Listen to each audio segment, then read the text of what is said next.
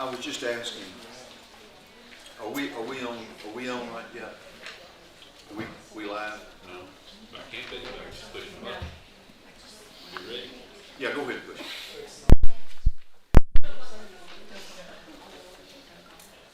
Welcome everyone, glad to see everybody today. Last week was, last week was session 2. I don't have a handout. And one of the things that I asked you to look at was this quadrant. Did anybody get a chance to look at that? There were questions to ask about maybe where you were in the quadrant. I already told you I was barely a disciple, but there was the combatant, the exhausted, and the cynic. Okay, y'all are overwhelmed with this. It's not too late. I still want you to look at it, okay? Kind of see what's there. Because today we're going to talk about one of the quadrants. And one of the quadrants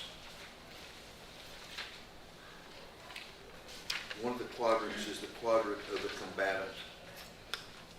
And under that, there's going to be an extended conversation that we're going to watch. That's going to basically be what it is to be a partisan mind. What is a partisan mind? And it's going to contrast the so-called partisan mind with the mind of Christ. That's what it's going to do.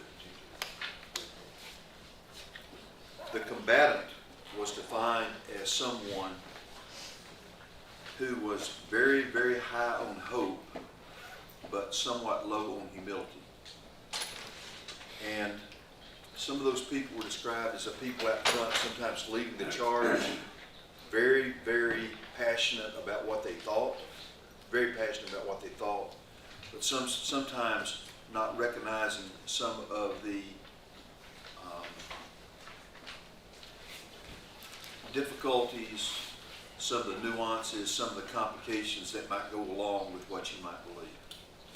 And I'll tell you, while he's getting this together and handing this out, one of the people that I thought in looking at this combatant was the Apostle Peter. I thought about Peter, and I wondered where he was, where Peter might have been in this quadrant, and what it would take for Peter to be humiliated just a bit, such that he would be able to temper that great hope and that great passion he had with humility, and what that might make him. Can you think maybe what that might have been for Peter? Think about Peter's life. Peter's life, we talk about impetuous Peter. Think about through his life, I think about him being one of the first ones that Jesus called. Right? What else do you think of with Peter? Think about Peter seeing his mother-in-law healed. Think about Peter being one of the 3 that was at the Transfiguration. Yeah. Okay, thank you. Thank you very much. Here you go, Shirley. Anything else you think about Peter? Yeah, Peter jumps up and cuts off that guy's ear. Yeah. Think Peter might have had quick reflexes, quick action. Do you think there was anything in Peter's life that maybe tempered his view of things, how he might respond to some things?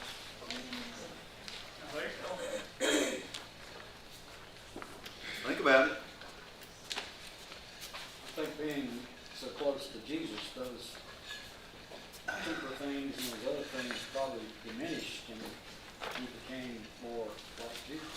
Yeah, I think so. Can you think anything specific, Ray, that might have tempered Peter's enthusiasm?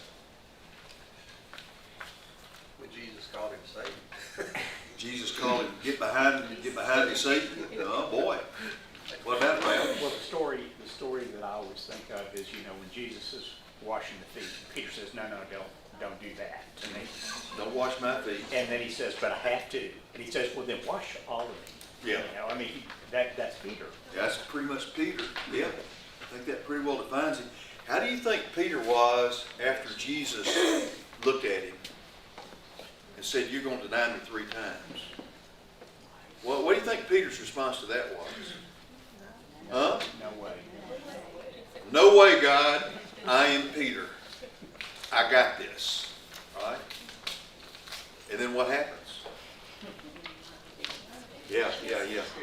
And what do you think that did to Peter? What do you think that did to Peter's personality? What did it do to his persona? Ray, you said it made him more like Christ. How did it make him more like Christ? You think for a moment that might have taught Peter a little bit of humility? You think it could have done that? Independence. Huh? And dependence. And dependence. On God Yes. rather than himself. Because Yeah. he didn't have the strength to do that on his own. Yeah, I think knowing dependence on God is a statement of humility, right? Isn't that one of the same things? It sure is. Yeah, so when I read this through, when I think this through, I'm thinking the business of being a combatant, which is not a bad thing.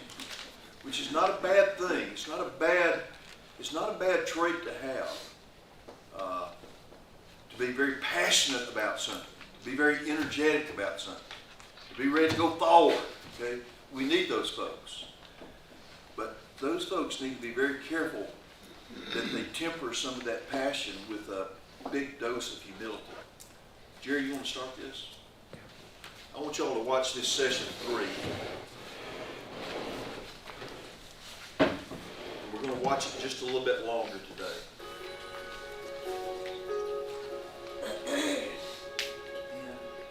As we get going on the after party, I think it's really helpful to give people a way to locate themselves where they are relative to where we believe Jesus is calling them. And we gave them in the last session this 2x2 grid of hope and humility. And you can locate yourself. You could be predisposed to being combative on one quadrant. You could be predisposed to being cynical on another quadrant. And for a lot of people, I think, you can be predisposed to being exhausted. If we think about Jesus' call to discipleship, it's not, the way Jesus did this is not, okay, here are these 6 things, memorize them. It's come and see. Follow me. We're in burnout and we're pressing forward when the gospel shows us a very different way. In Romans 12, present your bodies as a living sacrifice, and then through the renewing of your minds. So it really is possible to have that renewal and that rejuvenation of the way that you see the world and the way that you see each other. That's what I really like about these quadrants, is because it helps me to know, and what do I need to work on, as opposed to what does he need to work on, or what does she need to work on. There's the power of God that I want to learn more about. That's our hope. And that's why it begins with us. You know, we all have sort of areas of that quadrant that we kind of naturally fall towards, and I fall towards the combative side of things. And one thing that is really clear from Scripture is that we are not to forsake the fight for justice. So there is a place for justice. It's a requirement that we pursue justice. When you think about in Paul's letters to Timothy, it's fight, fight, fight. Don't be timid. Don't neglect to stir up the flame that's within you. Be a good soldier of Christ. And then he says, treat everyone with gentleness and kindness. Why? That's not a break from the fighting. Right. He says that's how you fight, so that people can be turned to repentance, those who have been held captive by the devil, like Paul says. Gentleness is part of the fight. Gentleness is part of the fight, Yeah. and that's exactly right. I mean, the fruit of the Spirit, fruit of the Spirit are not sweet little things to crochet and hang on the wall. Fruit of the Spirit are the way that the Spirit invades the present order and actually brings all things under the feet of Christ. That is a way of fighting. Yeah. It's not a break from it. This leads us to where we're going with this session, which is we're speaking to all people where they're at, but I think in some ways we're especially speaking to the person who tends towards the combative. Because what we want to present is, yeah, there actually is a combat. It actually, though, is a different combat than you may think is fighting. It's not what the world is telling you.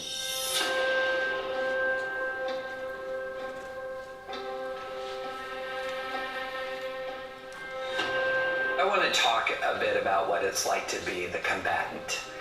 And I can imagine that there are some people in this room right now who are combatants. And here's a good way to tell if you are or are not a combatant. If you're in a conversation, if you're in a room and you hear someone being wrong, do you feel almost this visceral need to react? And the extreme level of this is when somebody is so online that, you know, it's like, oh, hold on, I'll be at dinner soon. Someone's wrong on the internet and I have to set them straight. If there's someone wrong in your presence, or you believe they're wrong, and you begin to feel this urge, this need to weigh in, you might be a combatant. I'm describing myself. When I'm in a group conversation and someone brings up something in an area that I feel like I know something about, or I feel strongly or passionately about, I have a strong urge to engage, a very strong urge. Now, to be clear, engaging is not always the wrong call. I'm not saying, oh, combatants, stand down, because remember, act justly is a non-optional command for Christians. But what is our temptation as combatants? Our temptation as combatants is to focus on the justice to the exclusion of the kindness and the humility. That's our temptation. That's the double-edged sword. That's the other edge of our sword, is that neglecting of kindness and humility. And that's something that I have had to become aware of in my own life. And to really sort of temper that initial instinct that says, somebody's wrong, I've got to pounce, and I've got to pounce right now. To take that breath, to pause, to make sure to check myself.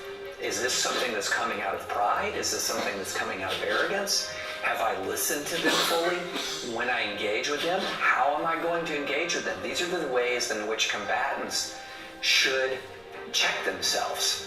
And it's something that I've had to learn and relearn over the course of my life. You never get it fully and completely under control. And then the last thing is those times when you do fail, those times when you do have a moment where you're so aggressive that you actually start to hurt other people, to have the ability to say, I'm sorry. The partisan mind is essentially an identity marker. It's the way in which you would describe yourself. So, for example, if you ask me, who are you, David? I would say, I'm a Christian. I'm a husband. I'm a father. I'm a grandfather. I'm an American. And then some people add on, I'm a Republican, or I'm a Democrat. Now, there's nothing at all wrong with being a member of a political party. But the real question is, how much of that is your identity? And so I was talking with somebody the other day, and they talked about how they're going to vote for one particular political party, no matter who the nominee is. And the explanation was, that's just who I am. In other words, it was a part of their identity in the same way that other things are also part of their identity. And that is what I suggest is quite dangerous when you become identified with a political party, so much so that it's essentially part of the descriptor of who you are.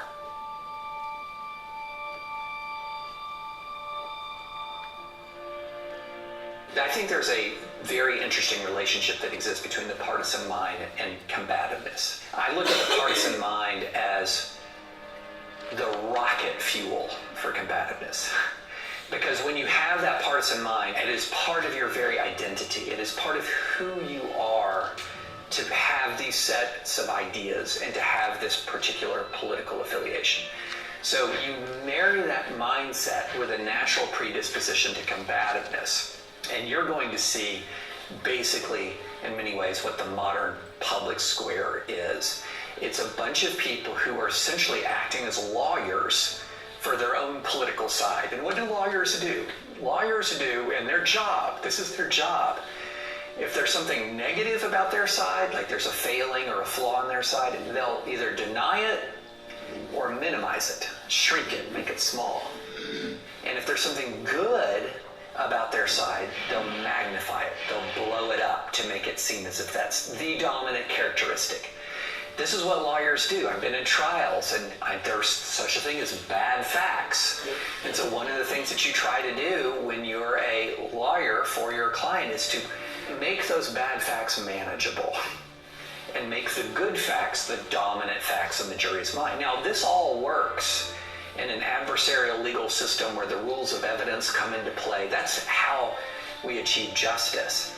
It is a lot harder for it to work like that in just the general public square, where there are no rules of evidence, there are no rules of ethics. It is a free-for-all. And I don't know if you've ever seen like a bunch of litigators be given a free-for-all set of rules. It can get ugly fast.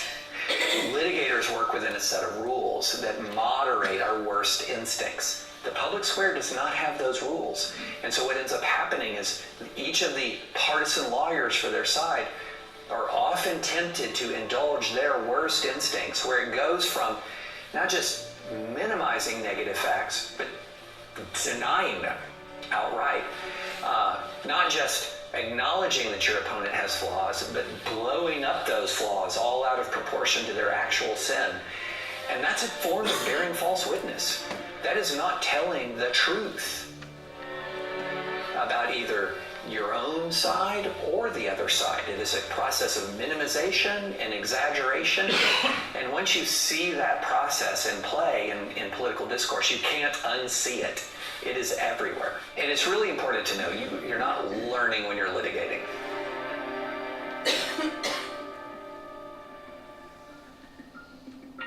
So what we're dealing with right now is just this fundamental us versus them dichotomy. If you're one of us, we've got your back. We will cover your flaws. We won't even acknowledge your flaws.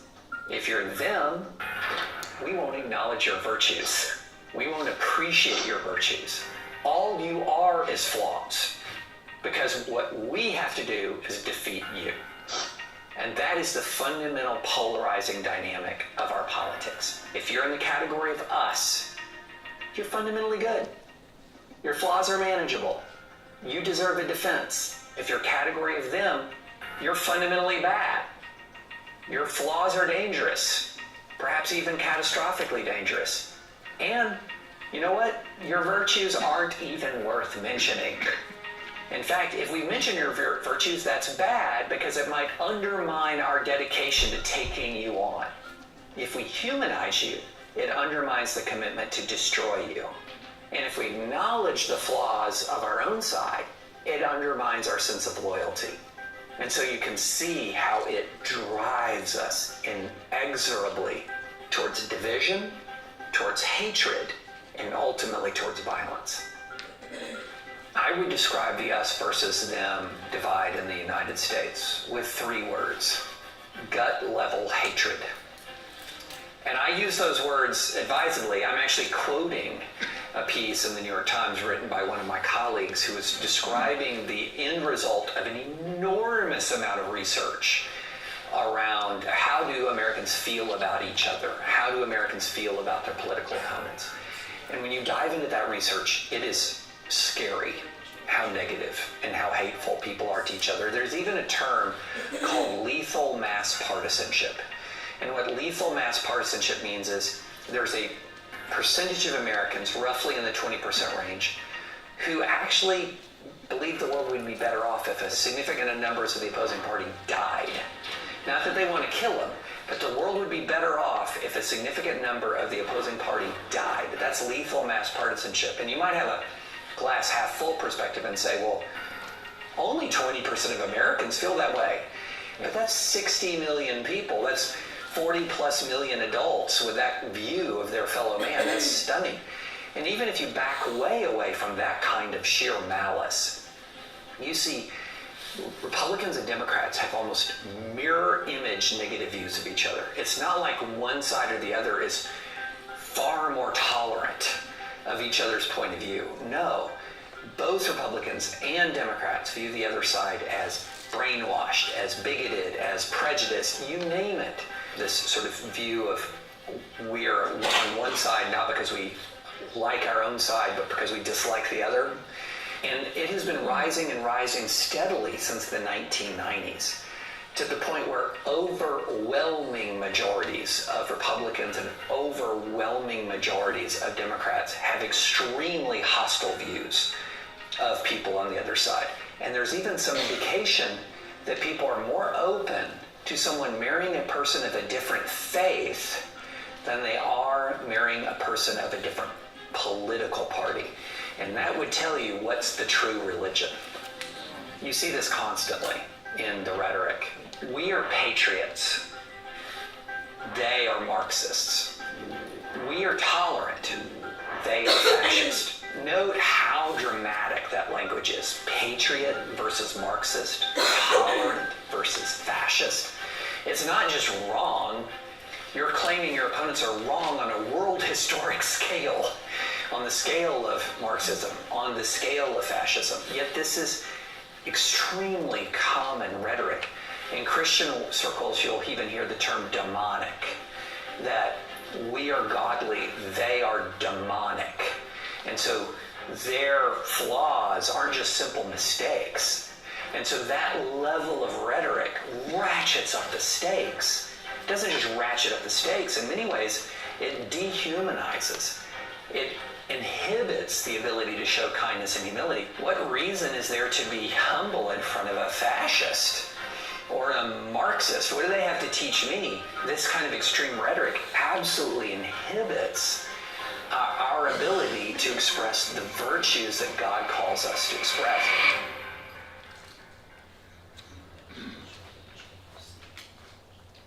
The partisan mind inflicts grave damage on your neighbors, and it inflicts grave damage on yourself. So the way it damages your neighbors is easy and obvious to state. It makes you, in many ways, their adversary. It treats them as an adversary. Their loss becomes your gain. One of the things that invariably happens when you adopt that mindset is you magnify your own righteousness. It armors you against the humble and repentant heart that you should possess each and every day. Because if you have an humble and repentant heart, if you acknowledge your flaws, aren't you giving your enemy an opening? And you can never give your enemy an opening. And so what you're doing is you're building up in yourself a high degree of tolerance for your own sin, and you're inflicting on others a very low degree of tolerance and zero grace and no mercy for their flaws. It doesn't take a rocket scientist to see how that hurts them and how it hurts you. You stop it right here. I think that's probably plenty of fodder to talk about for right now.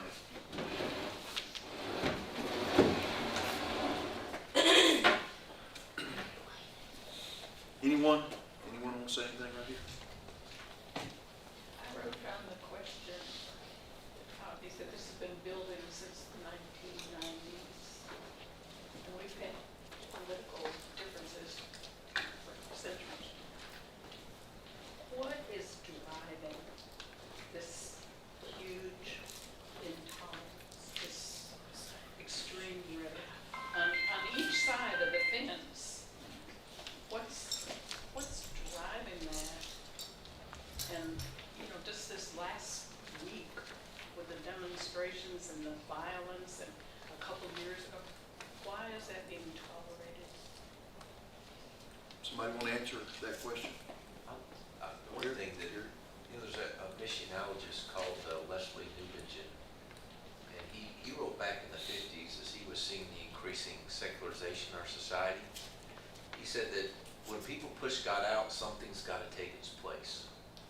So back in the 50s and 60s, he was already writing that you're going to see people put their identity and their passion and their explosiveness into politics. That politics will replace, that will be the new faith. So that's one response. I don't know that but that's what Newbigin predicted 60 years ago, what he saw coming. Yeah. Well, I think a major factor. Speak up just a little bit. I think a major factor is social media, face devil, as Jenny said, because people can say what it's kind of hard when you're face to face with somebody to say you're the dumbest thing I ever saw and you're a fool. But it's not that hard to just write it on the internet and out there for everybody to see, and there's no accountability. No accountability. Someone else. Protesters don't protest alone. They Say? get- Protesters do not protest alone. They get a group together because they feel like there's power in numbers.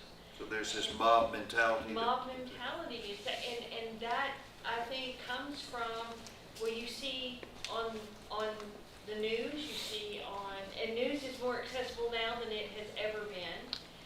Between that and social media,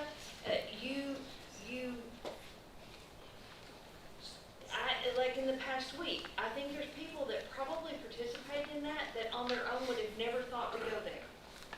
But they saw it, and thus they saw that, they thought it was okay because somebody else was doing it.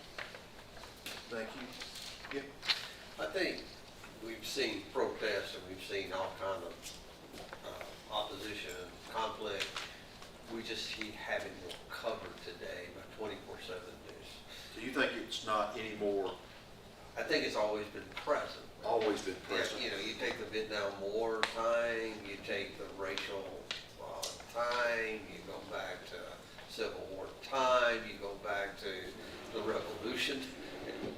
You know, I think it's just more in our face, and I also think that because of that social media dynamic, that 24/7, both sides are always majoring on vilifying the other and magnifying theirs, just like you referenced, and you know, and so the extremism of either side, you know, leads to a shift by the populace in following that rhetoric. I agree with that, man. Yeah. Okay. I can't remember where I heard it, but a couple of days ago, I heard them talking about the kids that are involved in a lot of this, Antifada, pro-Hamas group. And you'd ask them what they were, and they don't really understand what they're, but these kids don't have anything in their lives at all. They don't, of course, they don't have religion. That's gone from their lives. A lot of them don't have, are disconnected from family, so they want something in their life, and this is something they can join a group and do something, whether they truly believe it or not. They just want to belong to a group. How about for a moment, if we didn't argue the rightness or the wrongness of what somebody thought, okay? How about, and we're talking about the college student thing and the protest for now, okay? What if I said that there's a lot of right in what they were doing, okay, and what they believe? What if I just throw that out there? There's a right in what they believe. Then how might I be critical of them?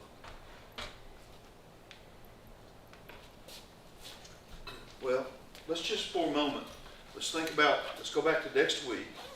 Let's talk about this diagram that they put together here, okay? Where hope is here, increasing hope, and basically they made a quadrant out of this, okay? All right? And they defined this area right here as the area of the combatant, okay? The combatant is very, very high on hope. And look, let's put some more words for hope here. How about conviction? How about belief? Expectation. How about expectation?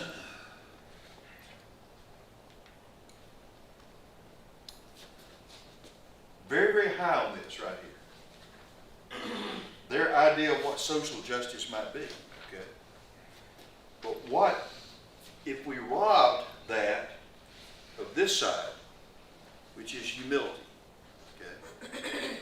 Humility. What are some other thoughts about what humility might be? A lack of humility prevents you from doing what? What would a lack of humility prevent? Listening. How about that? How about a lack of humility prevents you from listening to what anybody else has to say? Okay, so there's no listening. What else might a lack of humility prevent? Huh? Compromise. It might prevent compromise, right? What else might it prevent? Empathy? Empathy. You may not in any way begin to see their side of things, right? Understanding.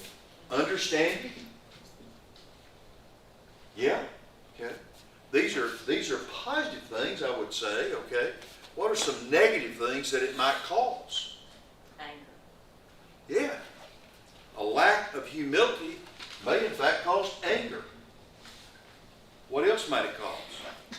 Threaten, Huh? threaten, Yeah, you might want to threaten the other person. or feel threatened. Yeah. Okay. What else? Militants. Militants. Yeah. Pride? Pride. Grievance. Grievance. How about you just want to attack them? How about physically you might want to just smack them in the face, huh? I mean, So aggression. aggression, aggressive behavior. Yeah. I think that we need to recognize that there's good in this. There's good in having hope. There's good in having passion. There's good in having conviction about something, okay? We need to have that. And yet, when our hope, let's say this different, when our individual or our small group, our mob group comes together, okay, and we have these ideas that are not in any way engendered by some element of humility, which is we might be wrong or they may have a point, okay? When that's the case, boy, you're through the roof over here, and all you can do, ultimately, I think, is go smack them in the face if that's what it takes to win it. Yeah. It reminds me of the old black and white Western kind of things where the lynch mobs, you know, they come in to get somebody out of jail and just go hang them or whatever before the trial kind of thing. You know, everybody gets all hyped up on emotions and stuff. Yeah. And they want to, quote, do the right thing because they all think he's guilty or they all think whatever. And they don't want to listen to reason. They don't want to wait for, they don't want to calm down and wait for the right things to happen or do things in an orderly fashion or whatever. They're just mad. They want something to happen. Does it remind anybody of anything else? Jesus. Reminds you? With Jesus. The mob with Jesus? Yeah. Let me tell you what this reminds me of. This reminds me of some church conflicts that I've heard. Amen. Hear me? Yes. Anybody here ever been part of a church conflict? You know, I feel like I've got some pretty strong convictions, okay? But I will tell you, my pretty strong conviction list has gotten a whole lot shorter over the years. Yes. Huh? Yes. Has anybody here experienced that? Yes. I had a really good friend. I think we were sophomores in high school. Okay. That would have been about 68, 69, somewhere in that time. What? 69. Okay. Long time ago. It's a while ago. But let me tell you what, at that point in time, there was a movement which swept the nation. And it was largely, in many ways, it was a Pentecostal-like move. Do y'all remember that? They referred to it as the Jesus movement. Do you remember that, Ralph? Y'all remember that? And in the Jesus movement, when it came to Tulsa High School, okay, some of my friends were very much caught up in that, okay? Very much caught up in the Jesus movement. I didn't get caught up in the Jesus movement. I didn't need anything to do with the Jesus movement. You know why? Because I went to Bel Air Church of Christ, and I tell you what, I had everything I needed right there, and I knew where I was. I'd been baptized when I was 11 years old, 10 years old, whatever, okay? And I didn't need any of that Jesus movement stuff, okay? So I remember some of my very best friends, one of my very best friends came to me.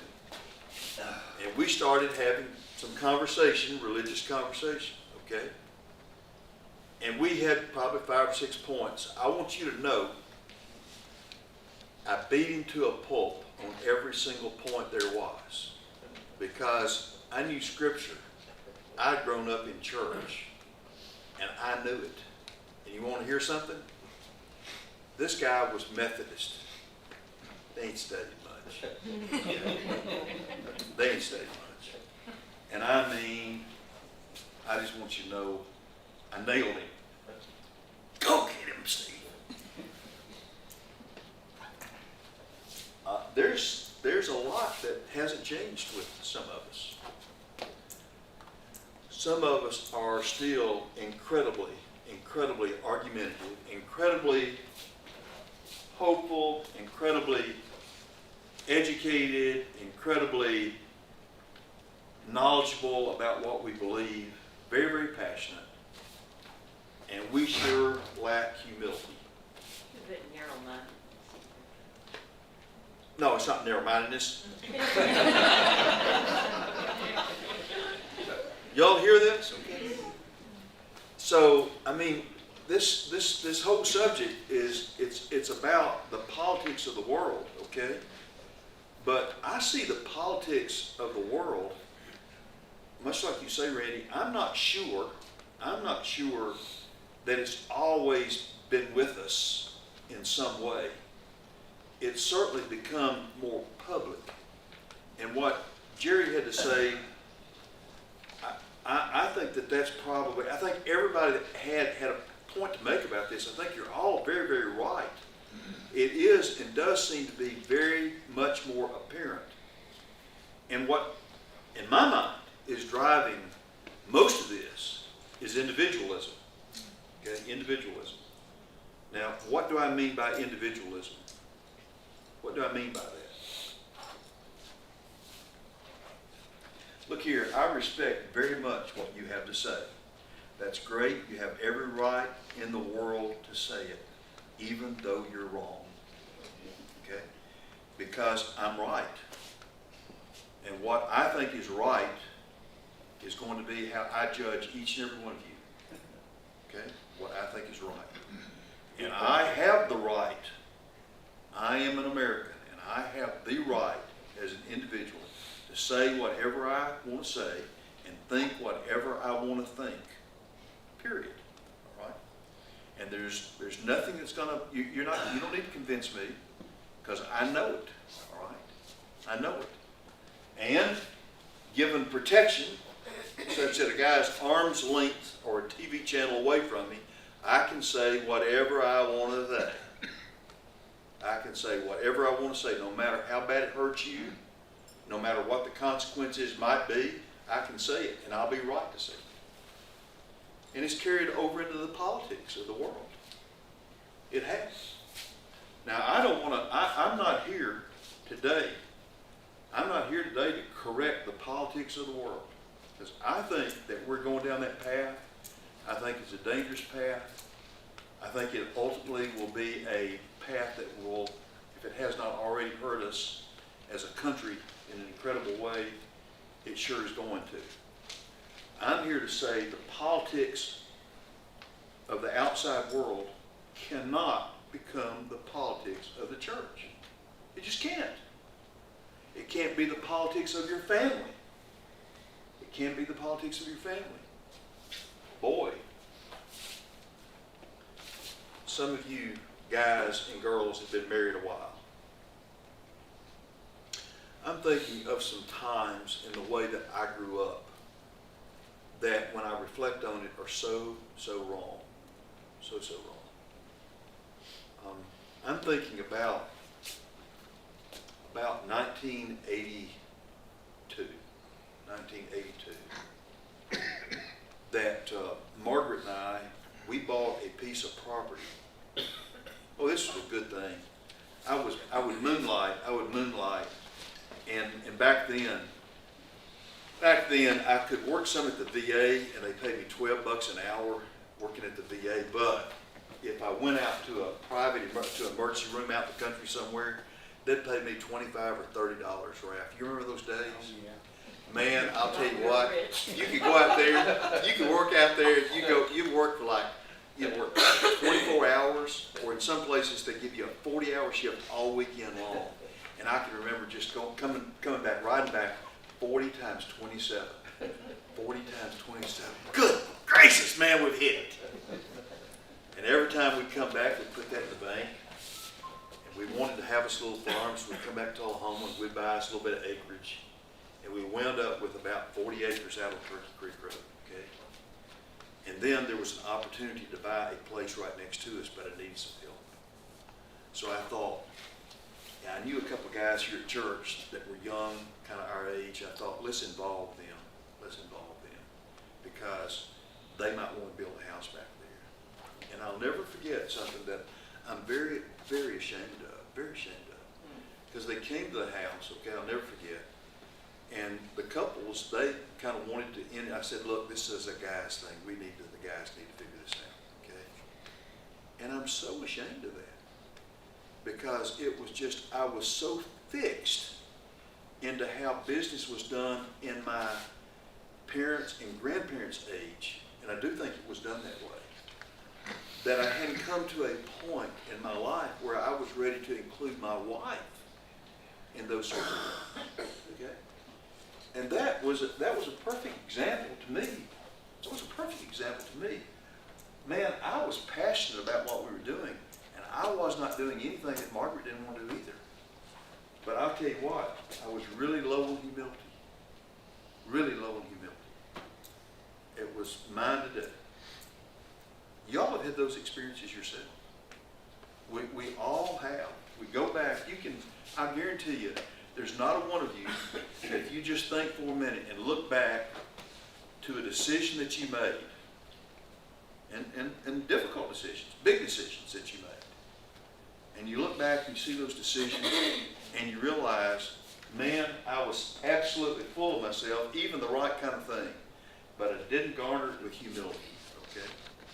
And the fact of the matter is, maybe it was just a wrong decision.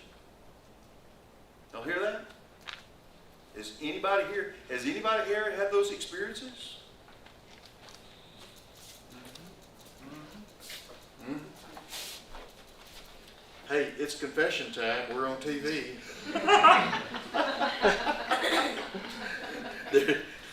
This is not the Catholic tradition. You're not walking in and speaking to a priest on the other side of the wall, okay? This is for all of Tullahoma to hear. But no, David, I can name you a bunch of those for me. I can name you a bunch of those because, you know, when we sit and listen to David talk about it, okay? This is a guy that, I'll tell you what, I haven't known him before this series, but I'll bet you he was a fireball. I'll just bet you he was a fireball. I would bet being an attorney and being in a legal system, Ralph, how far along do attorneys get if they're meek and gentle and quiet, peaceable? How far along do those folks get? They do a lot of estate planning. Do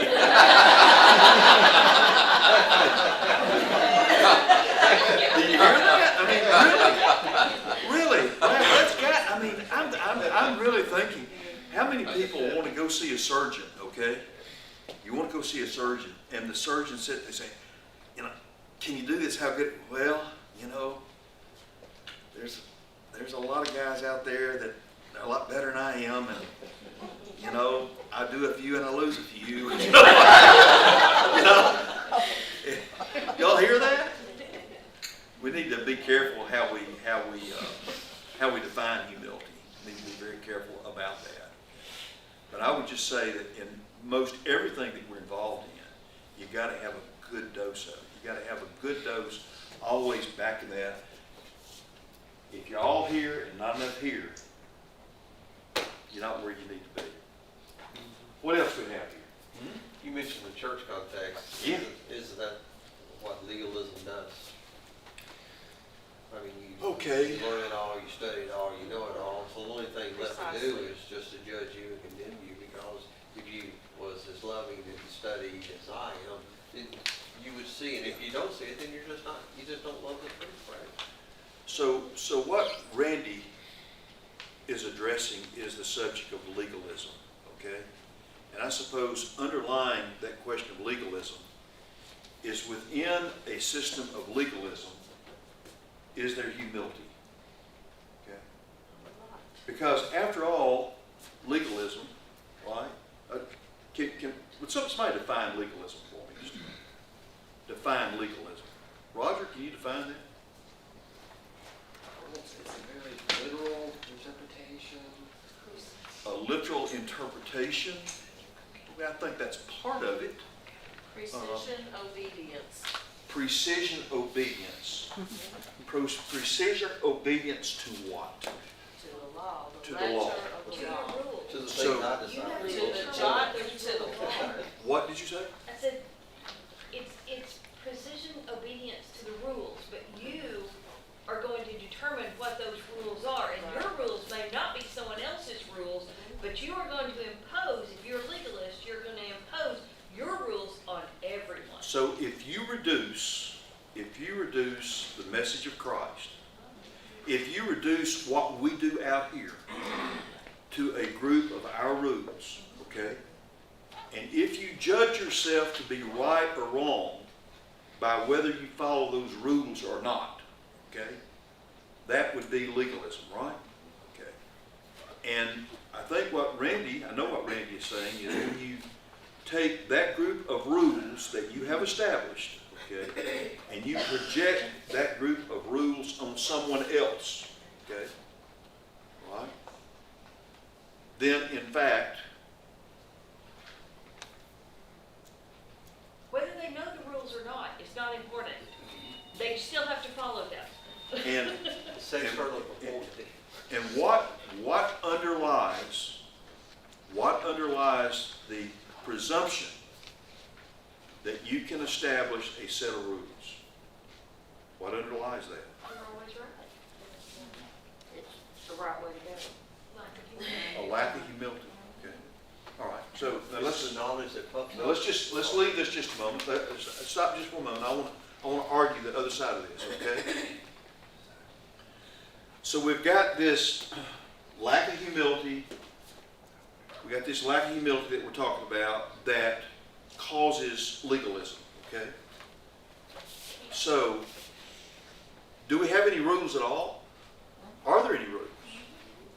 Okay, are there any rules? And if you have any rules at all, are those rules that are built on a lack of humility? All right? Could be, but don't have to be. Doesn't that depend on the source? Say what? Doesn't that depend on the source from where you make your rule or your guidance or whatever? Doesn't that matter? I think If it's something I just come up with on my own, well, that does not worth anything. But if it's based on the things that God says and the things that Christ said and the things Christ did, then those carry weight. Yeah. Well, and we've been studying the Sermon on the Mount, and the Pharisees and the Sadducees followed the letter of the law. And Jesus said, I came to fulfill the law, but God wants things to come from the heart. That's where the Pharisees and the Sadducees are wrong. Okay. And you can talk about that being humility, but that it's got to be more heartfelt than Okay. just following somebody's rules. So you're touching on the motivation. The love, yes. You're talking about, you're on motivation to follow the rules. I'm not, okay? Jesus was expounding and saying, Uh-huh. it's gotta be a matter of your heart, not your action. And so I think that means a lot, it shows a lot of humility in that, to be part of, coming from the heart. Isn't part of humility taking other people into account? And that's a heart thing. Okay, so let me just for a moment, okay? I mean, these are, look, I have asked a hard question. I've asked a hard question that I do not have a good answer for right now. I think I could come up with it in a little bit, but I can't get it out right now, okay? what I've said is, when I run into a Buddhist that has no belief whatsoever in Jesus, okay, and I disagree with him on Jesus, okay, and on salvation, and I do, all right, am I disagreeing with him? Am I being combative? Am I expressing that with humility? Can I believe anything? Can I believe anything without some doubt in my mind out of humility? Does humility cause me to doubt everything I believe? Huh? You can put love down by humility. If you approach people. Jerry, you got an answer for this? I think that's right. The one rule is love God and neighbor, right? Yeah. So a big facet of that. A lot of people think fruit of the spirits is love's not separate, but it's love, and then peace, patience, kindness, self-control, humility is all part of it. But if I'm loving the Buddhist before me, I'm wanting him to embrace the truth, right? So I'm not giving up what I believe is reality, but I'm making sure that I'm considering where he's coming from, how it can be heard, and that I treat him as I want to be treated. I don't know if that's- Does everybody hear that? Okay. I think I really like what these guys have done with humility and hope. I really like that. Okay. I like that a lot. Okay? But I think this has to be undergirded with this idea of love. Okay. Now we haven't gotten to that yet here. Okay. And I'm not sure they're going to get to it. Okay. But I think both of these things have to be, like I say, they've got to be based on a love that is real for humanity, for other people. You hear that? And that starts with the love of God. Starts with a love for God. Yes. So again, if I could just today is, I'm not the combatant spirit, okay? To a degree, you know, if I'm here, if I'm the cynic and want to withdraw and just basically say you're a bunch of idiots, you wouldn't understand if I told you, I think you need to be moving up into here, okay? All right? But if you're here, we need to all pick up a little bit of humility in our thinking so we can move on over into here. All right. Did you just give me a little feedback? Was this too much? Was it not enough time? Are you okay listening to this? Okay. Okay. 'Cause I think they do a really good job with that. All right. Well, we're done. That was 2 bells. I'm not going to keep you any longer. Thank you very much for being with us.